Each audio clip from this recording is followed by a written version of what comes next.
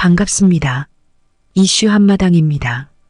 자전거를 타며 웃느니 차라리 BMW를 타고 울고 싶다고 말하는 사람이 있다면 부자들이 결혼 상대를 선택할 때 매우 신중한 것은 바로 이런 생각을 갖고 있는 사람들이 많기 때문인 것 같습니다.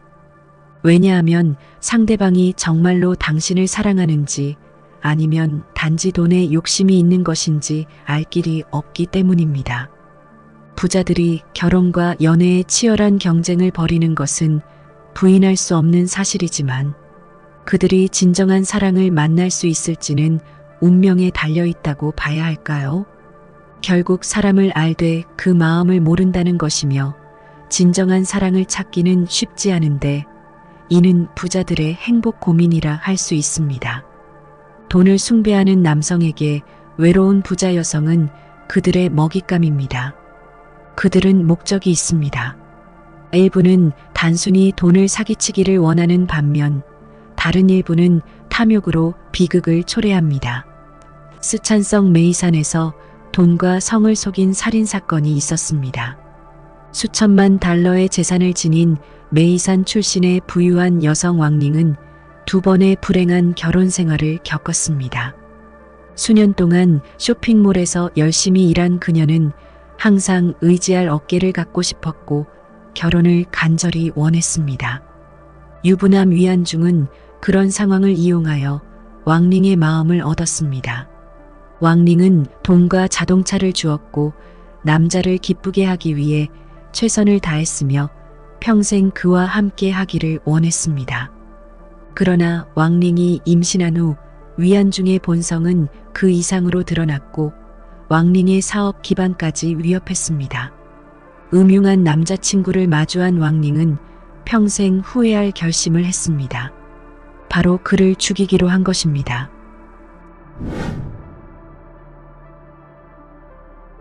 스촨성 러산 출신인 위안중은 1967년에 태어났습니다.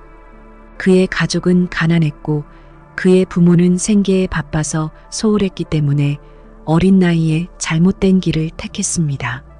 1990년 23세의 위안중은 절도, 성추행의 범죄로 징역 10년을 선고받았습니다. 감옥에서 모범수가 되어 3년을 감형받고 1997년에 석방되었습니다. 그에게는 그를 떠나지 않는 여자가 있다는 점을 주목할 이유가 있습니다. 7년 동안 자신을 기다려준 여자친구에게 깊은 감동을 받고 평생 지켜줄 여자로 여겼습니다. 두 사람이 결혼한 후 비교적 법을 준수하고 정직하게 돈을 벌었습니다. 소규모 도급업자로 일하며 칼라 벽돌을 팔았지만 생계를 유지하기에 부족했습니다. 결국 평화로운 삶을 포기하고 불법 카지노를 열었습니다. 감옥에 있었기 때문에 합법적인 직업이 없는 그의 눈에는 이것이 마지막 선택이라고 생각합니다. 또한 조직을 구성하고 다소 유명한 갱단 보스로 변신하는 것은 오랜 시간이 걸리지 않았습니다.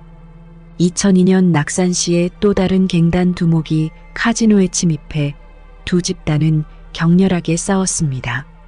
상대방 조직원이 사망하여 복수하기 위해 위협을 받고 있었습니다.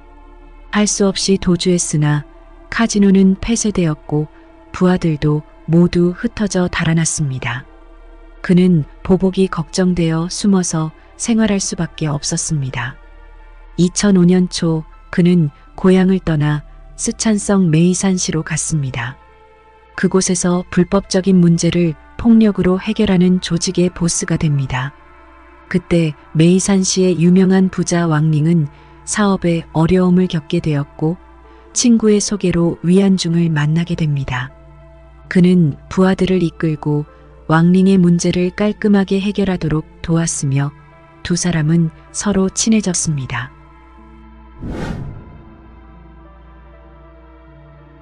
당시 왕링은 37세였고 이미 수천만 달러의 자산을 갖고 있었지만 두 번 모두 이혼했습니다.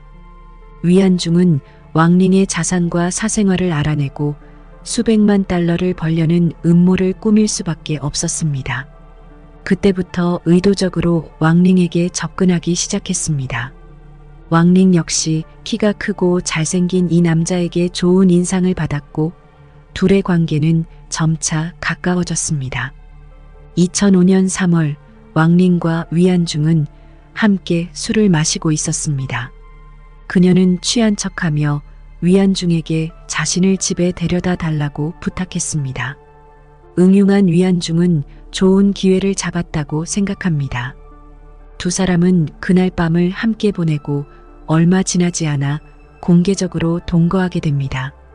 왕링은 매달 5천 위안의 용돈을 보냈을 뿐만 아니라 고급 자동차 2대를 사주었습니다. 왕링은 순자산이 수천만 달러에 달하는 독신 여성이므로 결코 단순한 여성이 아닙니다.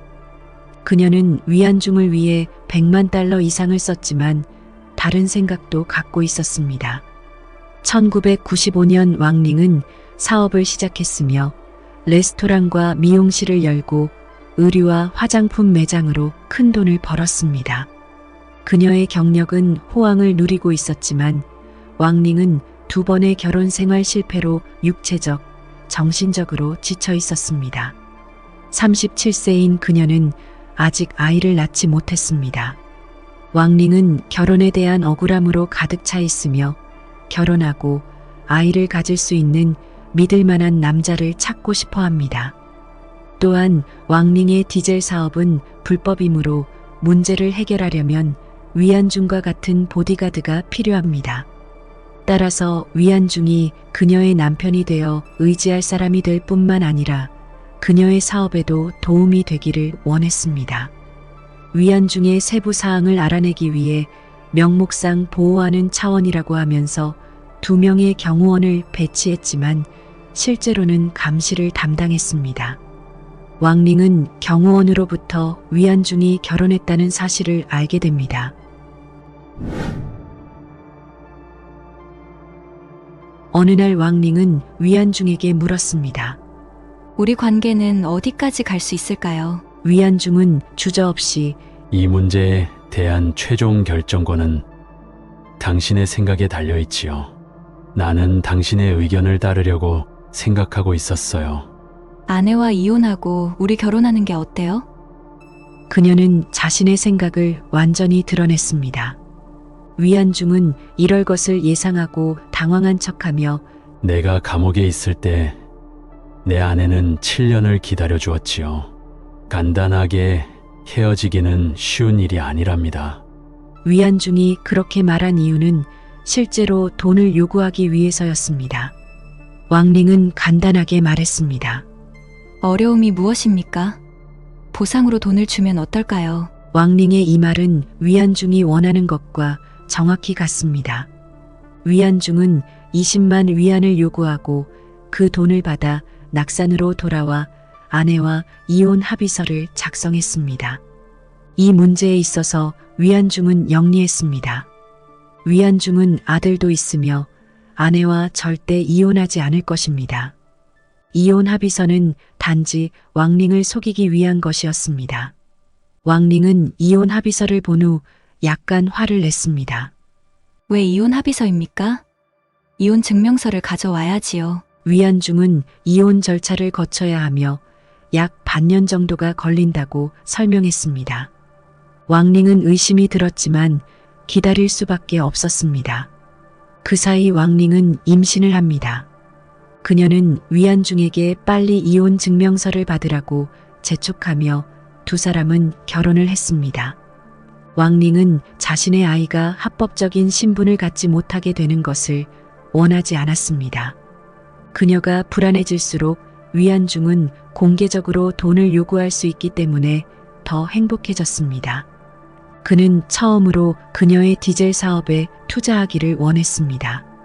그러나 그녀는 의심을 품고 동의하지 않았습니다.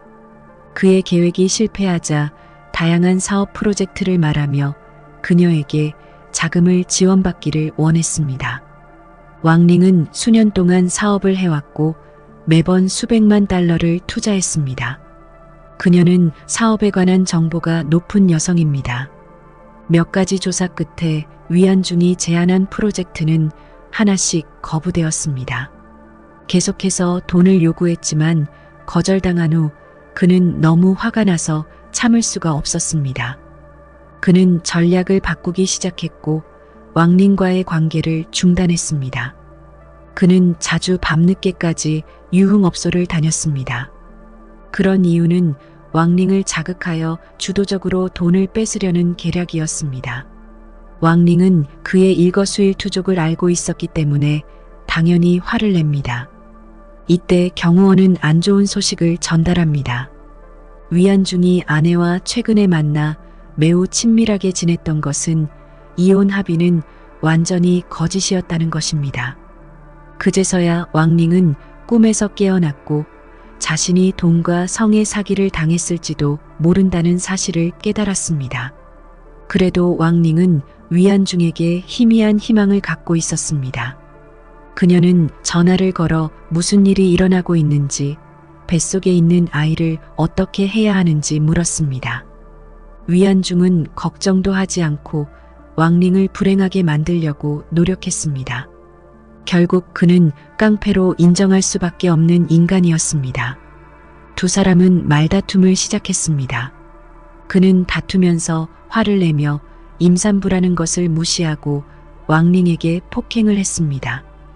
그 후 위안중은 이유 없이 왕링에게 폭력을 행사하고 그녀를 비참하게 만들었습니다.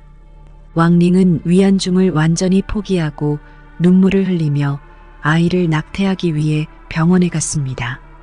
그러나 그는 다시 찾아와 수술을 받은 왕링의 연약한 몸을 완전히 무시하고 폭력을 행사했습니다.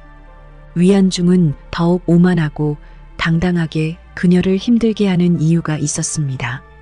그는 왕링과 사귀는 동안 디젤 사업이 불법이라는 사실을 알게 되었고 왕링의 주요 공급업체를 알아냈습니다.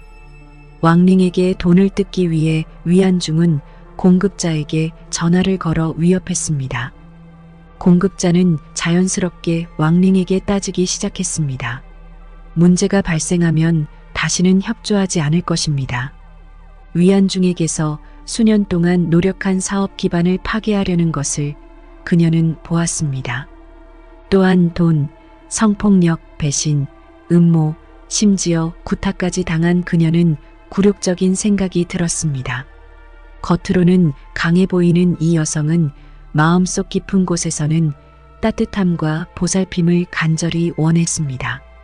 그때 모든 것을 지켜보던 한 남자가 왕링에게 다가왔습니다. 위안중의 부하 리창은 그를 배신하고 위안중을 없애주겠다고 말합니다. 이때 왕링은 이미 공황 상태에 있었고 증오심으로 판단력이 흐려져 위안중이 영원히 사라지기를 바랬습니다.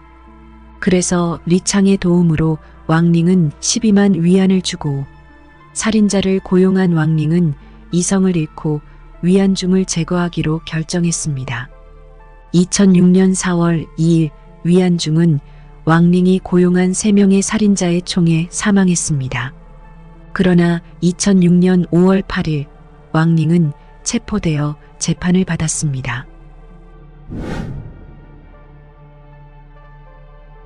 왕링은 위안중을 침묵시키기 위해 죽일 생각을 가지고 살인을 교사하여 위안중을 죽였으며 이는 고의적 살인에 해당합니다. 또한 왕링의 디젤 사업은 불법 영업행위로 시장 질서를 심각하게 교란하고 불법 영업죄에 해당합니다. 수년 동안 사업 분야에서 열심히 일하던 억만장자 그녀는 마침내 위안중에게 속고 함정에 빠져서 인생을 망쳤습니다. 위안중이 결혼했다는 사실을 알고도 그녀는 떠나지 않고 돈으로 진정한 사랑을 사려고 했으나 비극을 초래한 운명이었습니다. 돈과 성을 속이려는 계획이 드러난 위안중의 사악한 면모가 왕링과 자신에게 해를 끼쳤습니다. 돈으로 시작한 인연은 돈으로 끝난 것 같습니다. 법원은 왕링에게 고의적 살인과 불법 사업 운영 혐의로 사형을 선고받았습니다. 그러나 2심에서 사형 유예 2년과 벌금 50만 위안을 선고받았습니다. 사형유예로 왕링은 종신형을 받은 것입니다. 그리고 살인 청부업자 3명은 고의적 살인으로 사형을 선고받고 처형되었습니다. 구독과 시청해 주셔서 감사합니다. 댓글과 좋아요도 부탁드립니다.